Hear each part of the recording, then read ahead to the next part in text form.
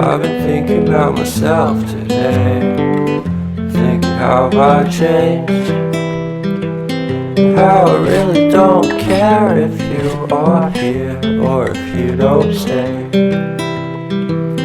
Now I'm feeling those winter blues, but I don't wanna cry.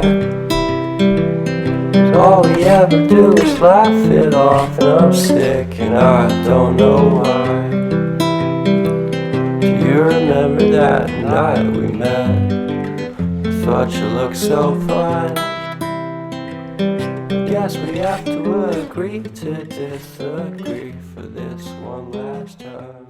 I invite you to sit back and relax as we read the book Fight Club by Chuck Palahniuk.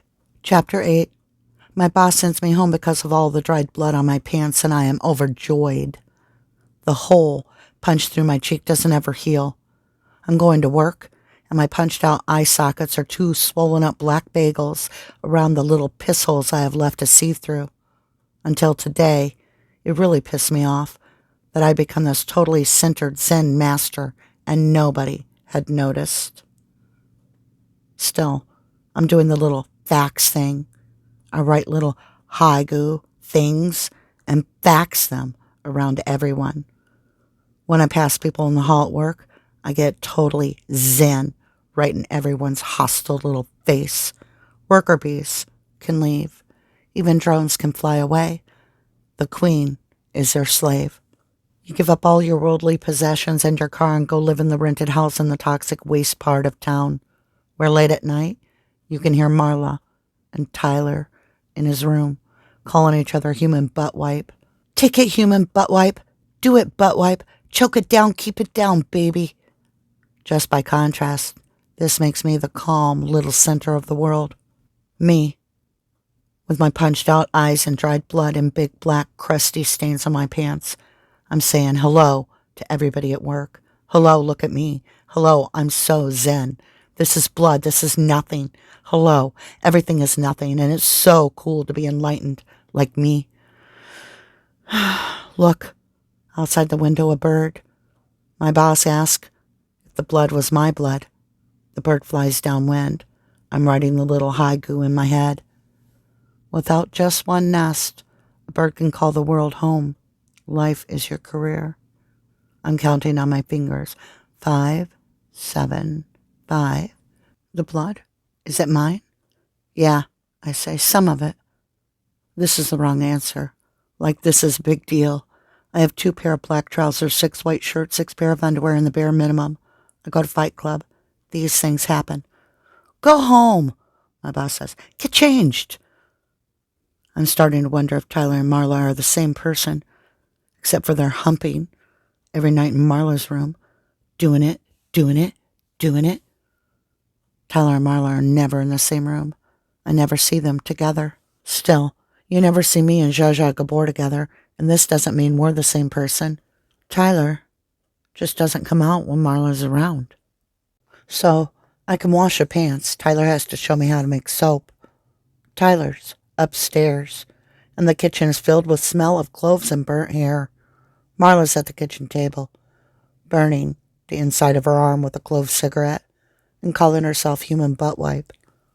I embrace my own festering disease corruption, Marla tells the cherry on the end of her cigarette. Marla twists the cigarette into the soft white belly of her arm. Burn, witch, burn. Tyler's upstairs in my bedroom, looking at his teeth in my mirror, and says he's got me a job as a banquet waiter, part-time. At the Pressman Hotel, if you can work in the evening, Tyler says. The job will stoke your class hatred. Yeah, I say, whatever. They make you wear a black bow tie, Tyler says. All you need to work there is a white shirt, black trousers. Soap, Tyler, I say. We need soap. We need to make some soap. I need to wash my pants. I hold Tyler's feet while he does 200 sit-ups. To make soap, first we have to render fat. Tyler is full of useful information. Except for their humping, Marla and Tyler are never in the same room. If Tyler's around, Marla ignores him. This is familiar ground. This is exactly how my parents were invisible to each other. Then, My father went off to start another franchise. My father always said, "Get married before the sex gets boring or you'll never get married." My mother said, "Never buy anything with a nylon zipper." My parents never said anything you'd want to embroidery on a cushion. Tyler does 198 sit-ups, 199, 200. Tyler's wearing sort of a gummy flannel bathrobe and sweatpants. "Get Marla out of the house," Tyler says. "Send Marla to the store for a can of lye. The flake kind of lye, not the crystals kind. Just get rid of her." Me, I'm 6 years old again and taking messages back and forth between my estranged parents. I hated this when I was 6. I hate it now. Tyler starts doing leg lifts, and I go downstairs to tell Marla the flake kind of lie, and I give her a $10 bill and my bus pass. While Marla is still sitting at the kitchen table, I take the closed cigarette from between her fingers, nice and easy. With a dishcloth, I wipe the rusty spots on Marla's arm, where the burned scabs cracked and started to bleed. Then I wedge each of her feet into a high heel shoe. Marla looks down at me doing my Prince Charming routine with her shoes and says, "I let myself in. I didn't think anyone was home. Your front door doesn't lock." I don't say anything. "You know, the condom is the glass slipper of our generation. You slip it on when you meet a stranger. You dance all night, and then you throw it away. The condom, I mean, not the stranger." I'm not talking to Marla. She can horn in on the support groups. And Tyler. But there's no way she can be my friend. "I've been waiting here all morning for you."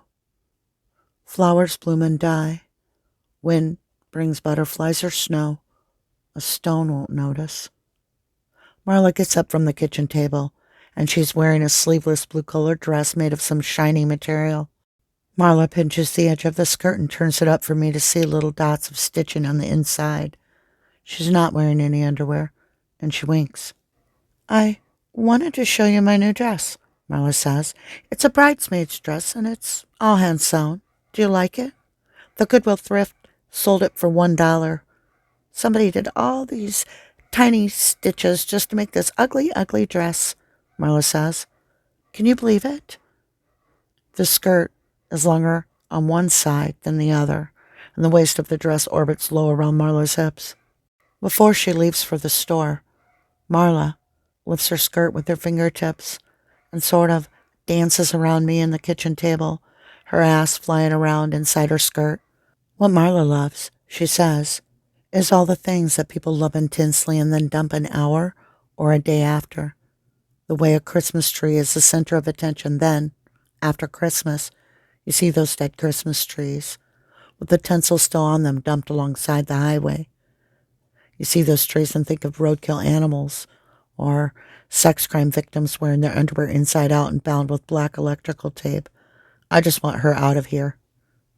"The animal control place is the best place to go," Marla says, "where all the animals, the little doggies and kitties that people loved and then dumped, even the old animals, dance and jump around for your attention, because after 3 days, they get an overdose shot of sodium phenobarbital, and then it's into the big pet oven, the big sleep, Valley of the Dog style, where even if someone loves you enough to save your life, they still castrate you." Marla looks at me as if I'm the one humping her and says, "I can't win with you, can I?" Marla goes out the back door singing that creepy Valley of the Dolls song. I just stare at her going. There's 1, 2, 3 moments of silence until all of Marla is gone from the room. I turn around and Tyler's appeared. Tyler says, "Did you get rid of her?" Not a sound, not a smell. Tyler's just appeared. "First," Tyler says, and jumps from the kitchen doorway to digging into the freezer. "First, we need to render some fat." About my boss, Tyler tells me, if I'm really angry, I should go to the post office and fill out a change of address card and have all his mail forwarded to Rugby, North Dakota. Tyler starts pulling out sandwich bags of frozen white stuff and dropping them in the sink. Me? I'm supposed to put a big pan on the stove and fill it most of the way with water. Too little water? and the fat will darken as it separates into tallow. This fat, Tyler says, it has a lot of salt, so the more water, the better. Put the fat in the water and get the water boiling. Tyler squeezes a white mess from each sandwich bag into the water, and then Tyler buries the empty bags all the way at the bottom of the trash. Tyler says, use a little imagination. Remember all that pioneer shit they taught you in Boy Scouts? Remember your high school chemistry? It's hard to imagine Tyler in Boy Scouts. Another thing I could do, Tyler tells me, is I could drive to my boss's house some night and hook a hose up to an outdoor spigot, hook the hose to a hand pump, and I can inject the house plumbing with a charge of industrial dye, red or blue or green, and wait and see how my boss looks the next day. Or I could just sit in the bushes and pump the hand pump until the plumbing was super pressurized to 110 psi. This way, when someone goes to flush a toilet, the toilet tank will explode at 150 psi. If someone turns on the shower, the water pressure will blow off the shower head, strip the threads, blam! The shower head turns into a mortar shell. Tyler only says this to make me feel better. The truth is, I like my boss. Besides, I'm enlightened now, only Buddha-style behavior, spider chrysanthemums, the diamond psalter and the Blue Cliff record. Hari Rama, Krishna, enlightened. Sticking feathers up your butt, Tyler says, does not make you a chicken. As fat renders, the tallow will float to the surface of the boiling water. Oh, I say, so I'm sticking feathers up my butt. As if Tyler here with cigarette burns marching up his arm is such an involved soul. Mr. and Mrs. Human Butt Wipe. I calm my face down and turn it into one of those Hindu cow people going to slaughter on the airline emergency procedure card. Turn down the heat under the pan. I stir the boiling water. More and more tallow will rise until the water is skimmed over. With a rainbow mother of pearl layer, use a big spoon to skim the layer off and set this layer aside. So, I say, how is Marla? Tyler says, at least Marla's trying to hit bottom. I stir the boiling water. Keep skimming until no more tallow rises. This is tallow we're skimming off the water. Good, clean tallow. Tyler says, I'm nowhere near hitting the bottom yet. And if I don't fall all the way, I can't be saved. Jesus did it with his crucifixion thing. I shouldn't just abandon money and property and knowledge. This isn't just a weekend retreat. I should run from self-improvement, and I should be running towards disaster. I can't just play it safe anymore. This isn't a seminar. If you lose your nerve before you hit the bottom, Tyler says, you'll never really succeed. Only after disaster can we be resurrected. It's only after you've lost everything, Tyler says, that you're free to do anything. What I'm feeling is premature enlightenment. And keep stirring, Tyler says. When the fat's boiled enough that no more tallow rises, throw out the boiling water, wash a pot, and fill it with clean water. I ask, am I anywhere near hitting the bottom? Where you're at now, Tyler says, you can't even imagine what the bottom will be like. Repeat the process with the skimmed tallow. Boil the tallow in the water. Skim and keep skimming. The fat we're using has a lot of salt in it, Tyler says. Too much salt and your soap won't get solid. Boil and skim.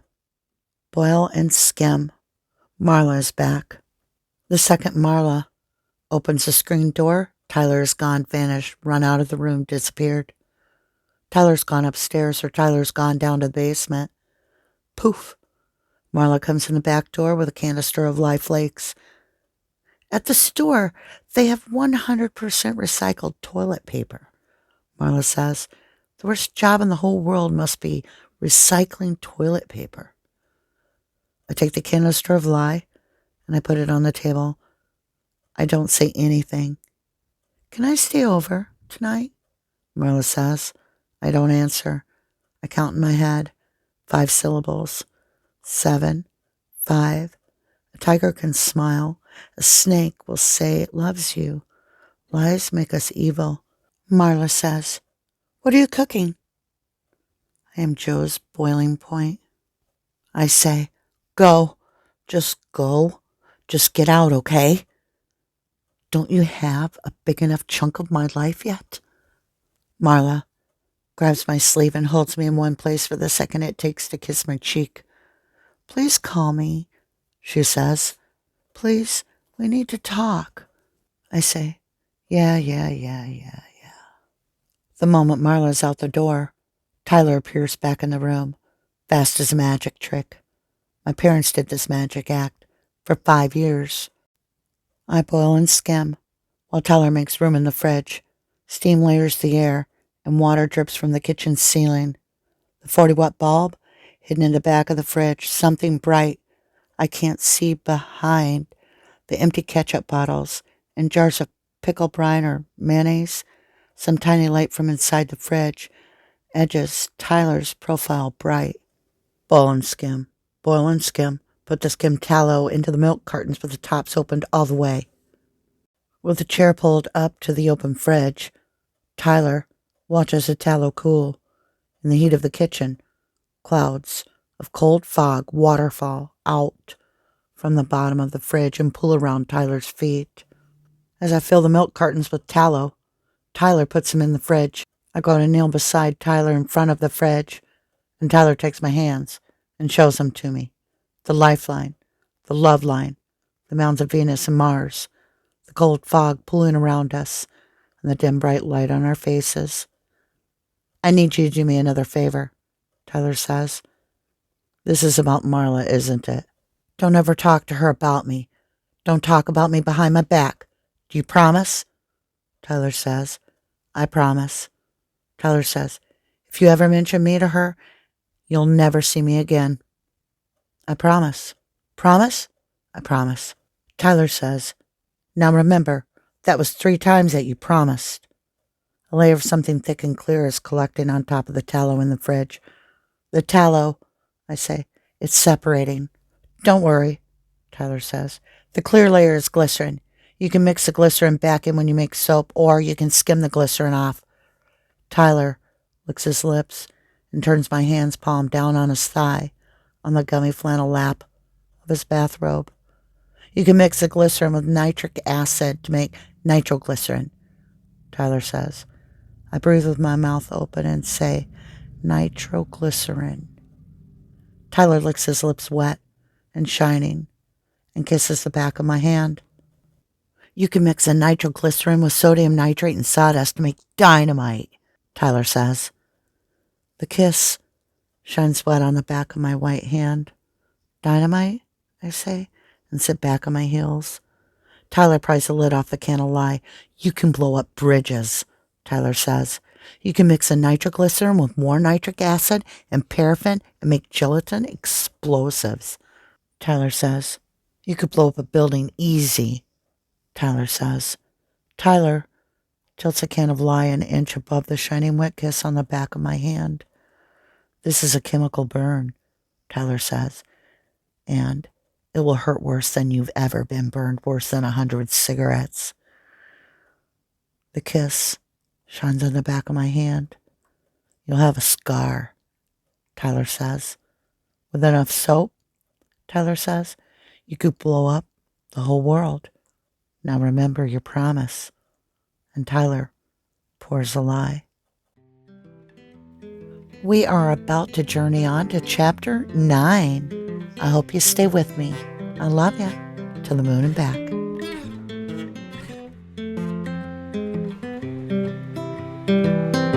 I've been thinking about myself today, thinking how I changed, how I really don't care if you are here or if you don't stay. Now I'm feeling those winter blues, but I don't wanna cry. 'Cause all we ever do is laugh it off, and I'm sick and I don't know why. Do you remember that night we met? I thought you looked so fine. I guess we have to agree to disagree for this one last time. Pretty weird that day when we did not exchange our hellos. I wasn't looking out for you. I'm sorry, I'm so shallow, but I'm still looking forward to watching part 2 of Deathly Hallows with